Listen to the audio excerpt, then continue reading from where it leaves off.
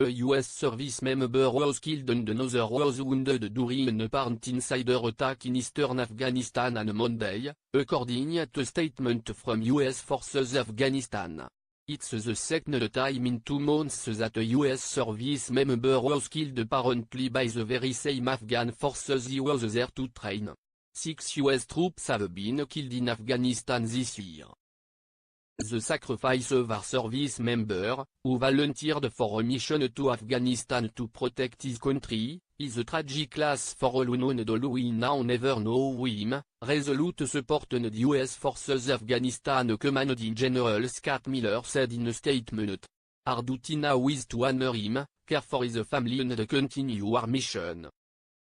The service member who was wounded in the attack is in a stable condition, US Forces Afghanistan said.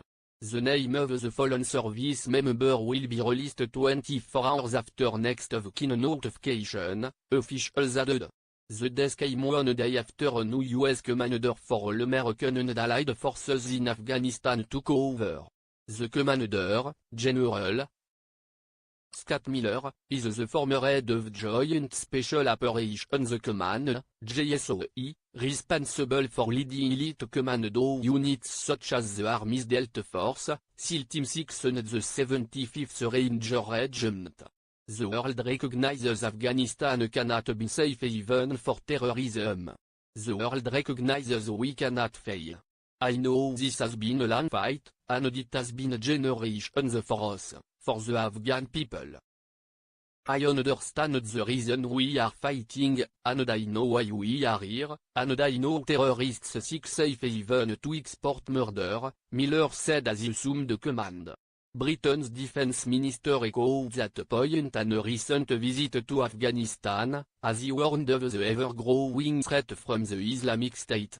We are seeing that terrorist groups operating here in Afghanistan.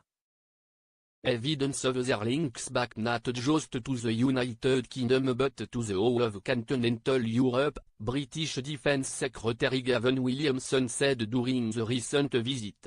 Some 15,000 American troops remain in Afghanistan, down from a high over 100,000 during the Obama administration. Last week, the U.S. military staff officer said the reduction marked a new strategy put in place by President Trump a year ago. I certainly don't expect that the current forces that we have in Afghanistan represent an enduring large military commitment, General Joseph F. Dunford Jr., chairman of the Joint Chiefs of Staff, said last week during a briefing with reporters at the Pentagon. The Pentagon said Sunday it killed the head of ISIS in Afghanistan in a drone strike late last month.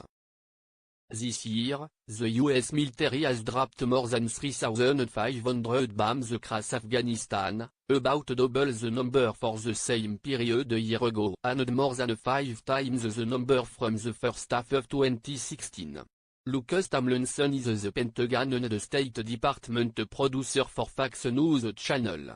You can follow him on Twitter, @LucasFoxNews,